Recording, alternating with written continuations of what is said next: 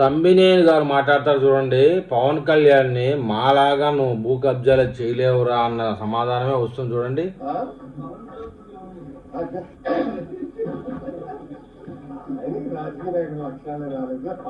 నవ్వులాట అయిపోయింది ఆ రోజుల్లో.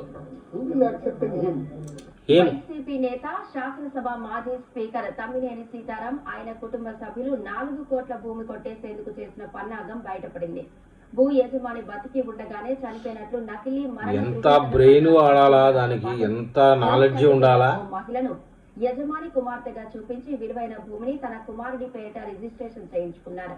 ఈ బండారం బయటపడడంతో తమ్మినేని సీతారాం, ఆయన కుమారుడు వెంకట శ్రీరామచంద్ర కొడుకు, భార్య, ఈయన ముగ్గురు కుటుంబం మొత్తం మీద సపోర్ట్ గా ఎవరైతే త్రినాథ్ అన్న వ్యక్తి ఉన్నారో ఇతను కూన పెద్దరాజు తోటి కలిసి ఈ డాక్యుమెంట్స్, ఈ ఫేక్ డాక్యుమెంట్స్ అని క్రియేట్ చేయడం, ఈ అగ్రిమెంట్ క్రియేట్ చేయడం, ఇవన్నీ జరిగాయి.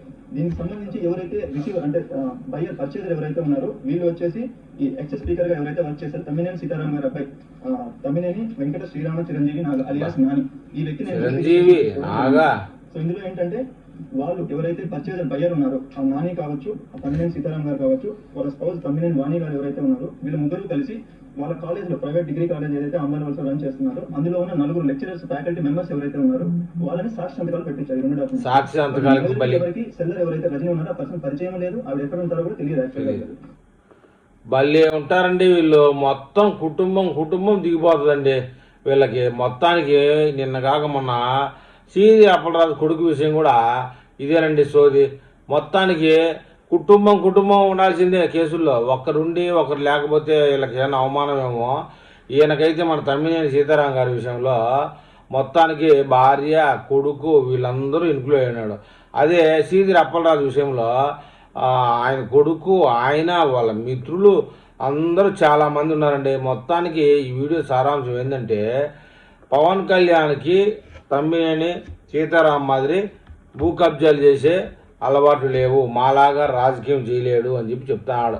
బతికి ఉన్న యజమానిని చనిపోయినట్టు చూపించి 4 కోట్ల రూపాయలు భూమి కొట్టేసిన వైసీపీ తమ్మినేని శ్రీనివాస్ వాళ్ళ కుమారుడు ఏం చదివి ఉంటాడండి? ఎంత నాలెడ్జీ కావాలంటే ఇంజనీరింగ్ చేసి ఉంటాడా, కంప్యూటర్ సైన్సా, లేకపోతే ఇలాంటి ఏమన్నా మోసపూరితం చేస్తే ఎలా దొరికిపోకుండా ఉండాలని చేసి ఉంటాడా చెప్పండి. ఇప్పుడు మళ్ళీ ఆయన భార్య పేరు కూడా ఇంక్లూడ్ అయి ఉన్నది. వాళ్ళ కొడుకు, మొత్తం ముగ్గురు ఫరారీలో ఉన్నాడు.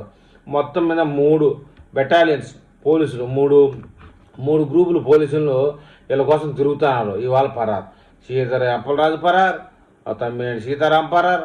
ఈ వైసీపీలో ఇది పెద్ద అలవాటు అయిపోయిందండి.